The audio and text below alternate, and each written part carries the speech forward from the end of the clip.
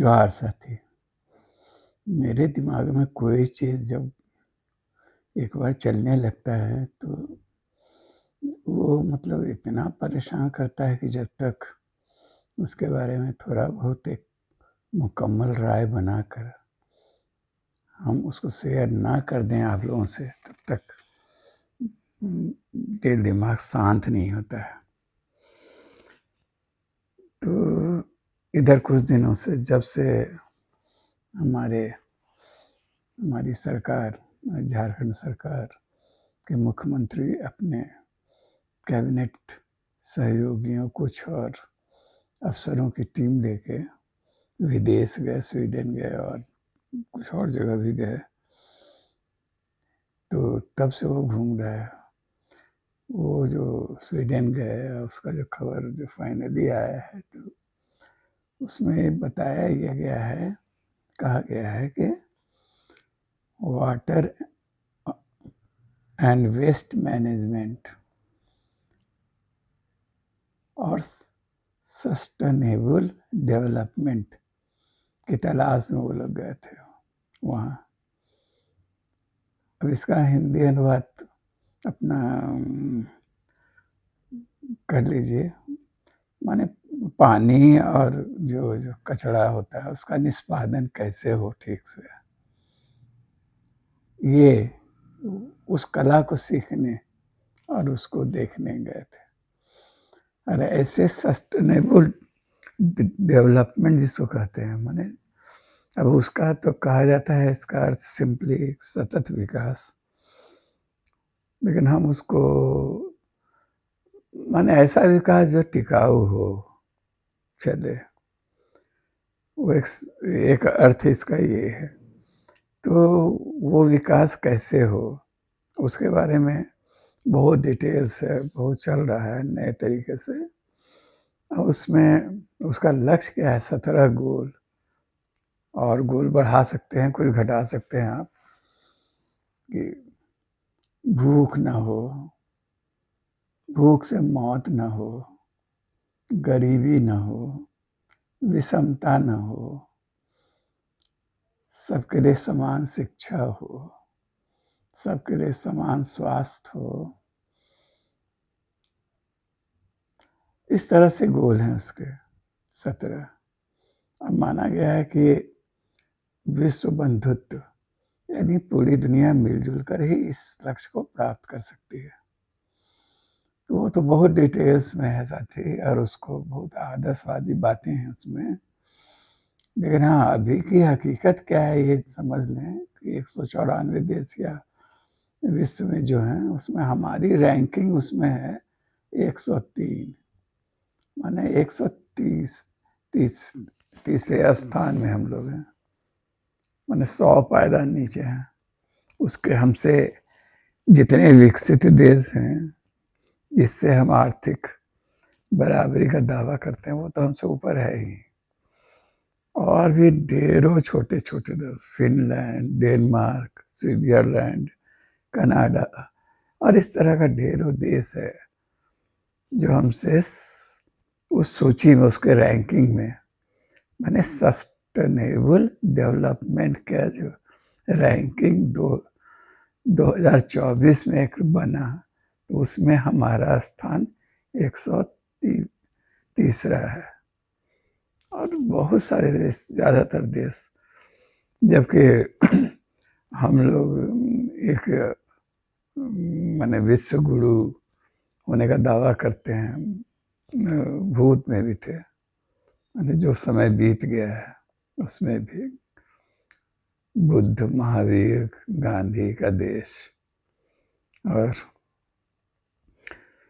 वहाँ जो यहाँ का जो जो कहते हैं कि डेमोक्रेसी जो है, वो तो उसके हम जन्मदाता ही हैं। लेकिन कुल मिला के जो जो भी बातें, और साधन संपन्नता की दृष्टि से भी भारत काफ़ी अच्छा माना जाता है। यहाँ प्राकृतिक संपदा भी और मानवीय संपदा भी, मौसम के लिहाज से भी, नदी नाले, पहाड़, प्रचुर खनिज संपदा, सब कुछ है यहाँ,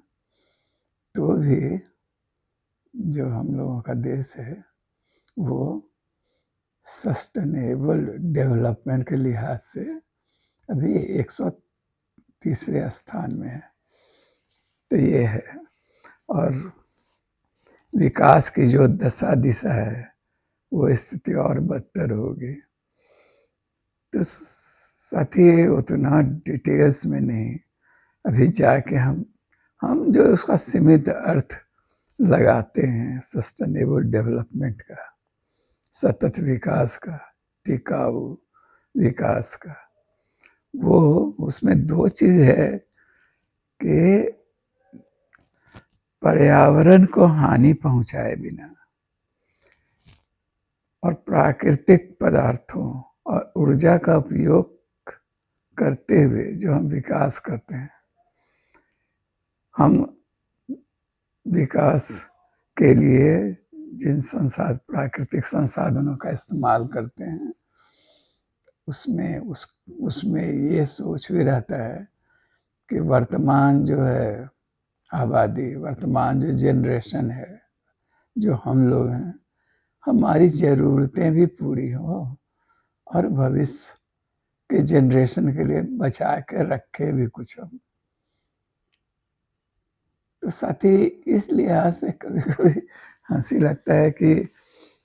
अभी पूरी दुनिया में यह बहुत बड़ा तबका जो बौद्धिकों का है वो मानता है, मान के चलता है कि इसका आदर्श रूप यानी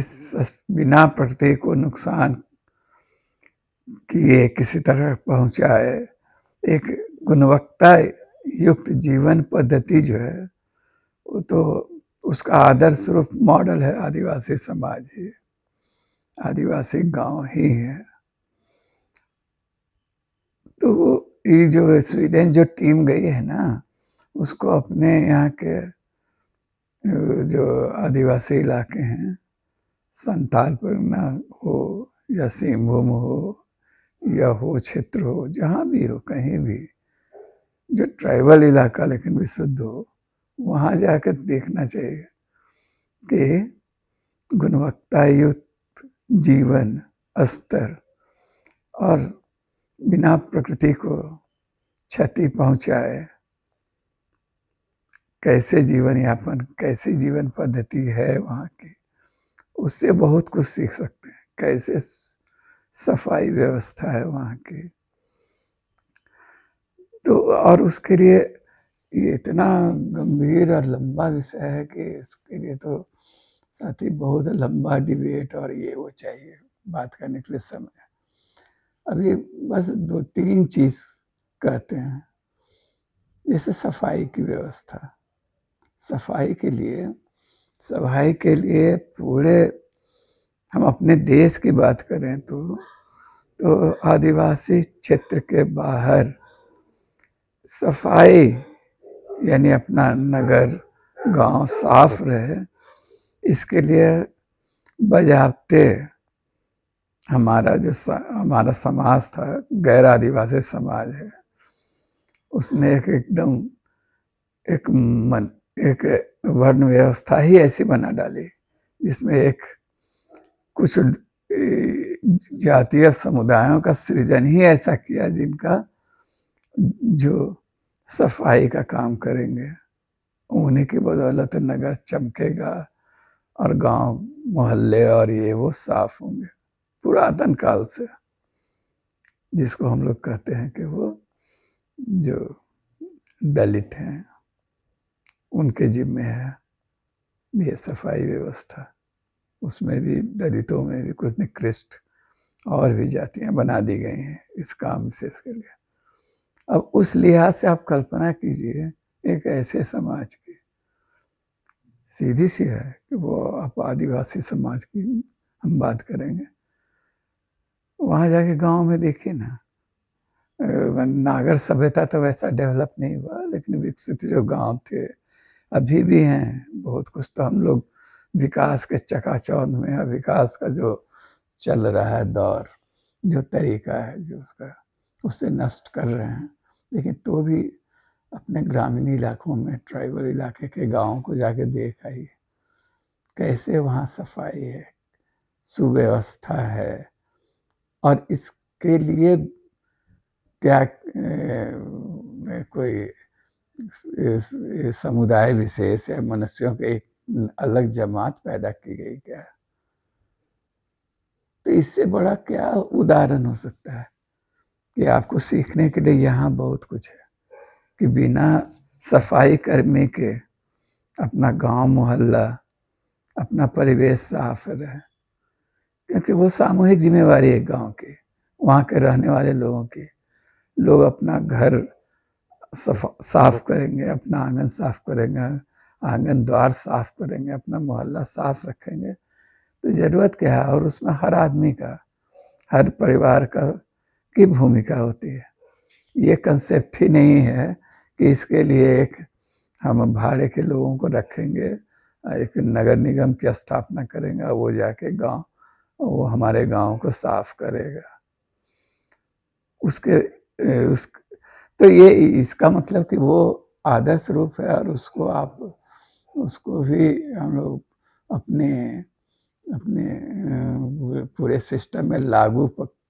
करेंगे, ये तो असंभव है, ये तो नहीं होगा। लेकिन केवल सीखने की बात जहाँ तक हो रही है, समझने के लिए, तो उसके लिए स्वीडन जाने की ज़रूरत नहीं है। बेसिक सीख समझना है, और वो आप सीख सकते हैं आदिवासी अपने ही गांव, अपने गांव घर को देख के कि कैसे बिना दूसरे मनुष्यों को मनुष्यतर प्राणी या मनुष्य के दर्जा से नीचे ढकेल कर उस कॉस्ट पर हम सफाई करते हैं, सफाई व्यवस्था करते हैं। अब होने लगा रांची वगैरह में, चाहे और जगह भी शुरू से नगरों में सफाई उफाई के लिए तो जो सिस्टम है वही है कि सफाई करेंगे, बाहर का रहेगा, बाहर के लोग रहेंगे, कुछ ऐसे समुदाय के लोग रहेंगे जो पीढ़ी दर पीढ़ी वो काम करते हैं, या हमारे ही समाज के लोग जो वंचित हैं, जो धकेल दिए गए हैं गरीबी के हाशिए पर एकदम, तो वो लोग मजबूरन वो काम करेंगे कि उनके लिए और कोई विकल्प नहीं है, जैसे अभी हो रहा है। तो एक तो वो हो गया सफाई का। दूसरा, पर्यावरण को कम से कम नुकसान पहुंचाए बगैर जो जीवन यापन, उसका एक मूलभूत सिद्धांत था, मूलभूत चीज, जिसके बारे में हम लोग कभी कभी बात भी करते हैं कि ये अर्थव्यवस्था ऐसी हो जिसमें जिसमें सबके लिए समता और न्याय सुलभ हो, अर्थव्यवस्था ऐसी हो जिस सामाजिक समरसता बने। और कैसे, जैसे एक इस संदर्भ में हमेशा बातचीत होता है, करते हैं हम लोग, वो कि ये जो खेती की पद्धति है उसमें क्या अंतर है, इसको भी बाहर और आदिवासी बेल्ट के भीतर क्या व्यवस्था है, इस सिस्टम में क्या व्यवस्था है, जिसको कहते हैं, वो भी एक आदर्श रूप है जिसकी चर्चा आजकल हो रही है कि जीरो बजट खेती बाड़ी, उसका भी आदर्श रूप हम लोग आदिवासी इलाकों में देखते हैं और सीख सकते हैं। वहाँ जो जहाँ खेती सदियों से हो रहा है, खेती बाड़ी कैसे होता है, उसमें न बैंक लोन का ज़रूरत पड़ता है, न दिहाड़ी मजदूर का ज़रूरत पड़ता है, न रासायनिक खाद का ज़रूरत पड़ता है, न बाद में जिसको कहते हैं कि खेती बाड़ी के लिए जो लोन कर्ज लेना जिसको कहते हैं, और उस कर्ज माफ़ी भी बाद में चाहिए, तो चलेगा कैसे? फिर उसको माने कि आपको खेती बाड़ी में उसमें सब्सिडी भी चाहिए, लागत मूल्य आपको मिले, इसके लिए सब्सिडी सरकार को देना पड़ेगा। और ये सब जो है, जो नया तरह का है, उसके तुलना में जो आदिवासी इलाकों में खेती बाड़ी का पद्धति है, उसको आप सीख सकते हैं, उससे भी बहुत कुछ। तो सफाई, सुव्यवस्था, कम से कम प्रकृति को नुकसान पहुंचाए, जीने की कला सीखने के लिए आपको ज़रूरी नहीं है कि आप ये स्वीडन जाएँ और दूसरे देशों को में जाके अध्ययन करें और ये करें और वो और सीख क्योंकि जो बेसिकली जो चीज़ है हमारे यहाँ उपलब्ध जिससे हम बहुत कुछ सीख सकते हैं, उसको आधार बना के आगे सोच सकते हैं। ऐसा नहीं है कि ज़रूरी नहीं है, टेक्नोलॉजी का भी ज़रूरत पड़ेगा उसका, लेकिन कैसे क्या? हम लोग जो कर रहे हैं अभी जैसा कि एक तरफ तो हम सस्टेनेबल डेवलपमेंट की बात करते हैं और विकास का वो तरीका अपनाते हैं, जिससे पर्यावरण को भारी क्षति हो रही है। दुःख होता है सुन के या जान के आजकल जो संताल परगना का हाल है। और खाली जो वहाँ से जो खबरें आजकल आ रही हैं, जो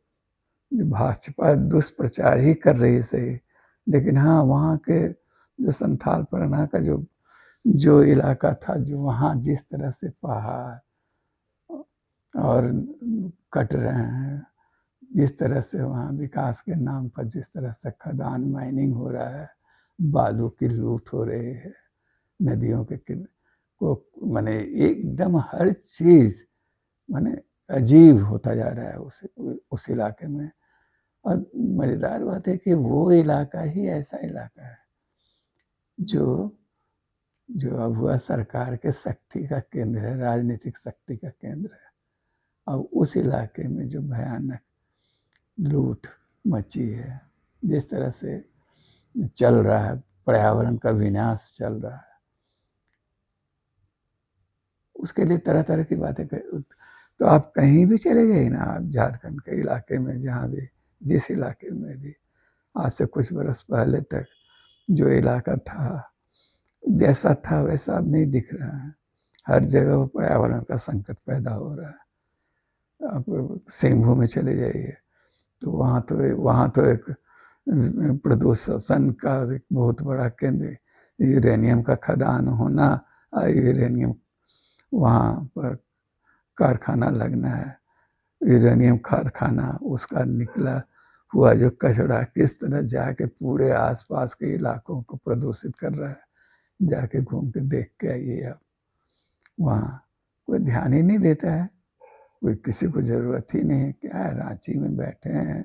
यहाँ की जगमग रोशनियाँ, यहाँ का भरसक बेहतर नागरिक सुविधाओं के बीच, तो हमको एहसास कहाँ हुआ कि हो क्या रहा है हमारे राज्य में, किस तरह का है। तो आज की बात तो बस इतना ही, ज़्यादा करने का उसमें कि आप एक तरफ सस्टेनेबल डेवलपमेंट चाहते हैं और दूसरा रास्ता तरीका अपनाते हैं वही अभी भी ले देकर, माने एक तो हमको आश्चर्य लग रहा है कि पानी का मैनेजमेंट करना और शहरों में नाला कैसे बनेगा और जो कचरा निकलता है उसको कैसे नष्ट करेंगे और उसको कैसे उसका निष्पादन करेंगे, इसको भी सीखना पड़ेगा आपको। तो इसीलिए कह रहे हैं, इसको सीखना हो तो गौर से आदिवासी जीवन पद्धति को जाके देखिए और सीखिए उससे कि कचरा तो घर से ही पैदा होता है ना। कचरा पैदा कौन कर रहा है? हमारी सभ्यता पैदा कर रही है। आप जाके मॉल से कोई एक सामान भी लेते हैं ना, एक शर्ट खरीदते हैं यदि पैक किया हुआ, तो उसके साथ यदि एक शर्ट है तो उसके साथ इतना कचरा निकलता है, डब्बा डुब्बी, कील, प्लास्टिक का कॉलर में लगा हुआ, ये वो कोई भी सामान खरीदिए, जितना भी आजकल जो आप ऑनलाइन ही जो सामान खरीदते हैं, जो सामान इतना सा भी हो, आप एक ऑर्डर देते हैं पिज्ज़ा का और इसका उसका जो भी हो बाहर से, तो वो जो ला के देता है सामान, तो उसके साथ जितना खाने का सामान नहीं होता है उससे ज़्यादा कचरा निकलता है। तो कचरा तो हमारी सभ्यता पैदा कर रही है और उस मान के चलते हैं कि उसको नष्ट करने के लिए उसको वो हमारे लिए प्रॉब्लम हो रहा है अब धीरे धीरे। तो मैंने चीज़ों को समझना, और ये केवल जुमलेबाजी से थोड़े होगा। सस्टेनेबल डेवलपमेंट का लक्ष्य ध्यान में रखिए। उसका लक्ष्य, पहला लक्ष्य है कि गरीबी ना हो, भूख से कोई मरे नहीं, विषमता न बढ़े, उससे जो भी आप काम करें उससे रोजगार पैदा हो लोगों के लिए। कहाँ हो रहा है ये सब? और कौन सा चीज़ ऐसा नया होने वाला है जिससे ये सब चीज़ें दूर होने वाली हैं? उल्टे दिनों दिन विषमता बढ़ती जा रही है, और आदिवासी इलाकों में भी, क्योंकि जीवन का जो आधार था आदिवासी समाज के का, वो था जल, जंगल, जमीन, और उस पर ही उसका अधिकार नहीं रहेगा, वही छीनता जाएगा तो जीवन बचेगा क्या? हम अपने आंखों के सामने देख रहे हैं कि हर रोज किस तरह जो एक किसान था, खेतीहर था, जो खेती बाड़ी करके जीवन यापन करता था, तो वो मजदूर में तब्दील होता जा रहा है, उसके हाथ से खेत निकलता जा रहा है, पढ़ाई की कोई सुविधा नहीं है। ये जो है सस्टेनेबल डेवलपमेंट है ना, जिसका चाहते हैं आप, तो उसमें ये भी है कि सबके लिए शिक्षा हो, सुलभ हो, और समता मूलक शिक्षा हो, सबके लिए बराबरी वाली शिक्षा हो। ऐसा नहीं कि गरीबों के लिए अलग और अमीरों के लिए अलग शिक्षा व्यवस्था, और गरीबों के लिए जो सरकारी स्कूल है उसको बस और खराब करते चले जाओ, बिगाड़ते चले जाओ। इससे थोड़े होगा सस्टेनेबल विकास। और ये सब सीखने के लिए आपको बार बार हम कह रहे हैं कि वो आपको दूसरा, ये जो स्वीडन और स्विट्ज़रलैंड या और देशों की यात्रा जरूरी नहीं है। खूब बढ़िया से एक बार अब खूब खुले दिल दिमाग से जाके अपने आदिवासी इलाकों को, अपने आदिवासी गाँव को, वहाँ के लोगों के तौर तरीका, रहन सहन और उनकी जीवन पद्धति को आप देखिए, आपको पता चल जाएगा कि बिना प्रकृति का नुकसान किए कैसे जीवन जिया जा सकता है। धन्यवाद साथी, आज इतना ही। इस पर बाद में और विस्तार से हम लोग बात करेंगे।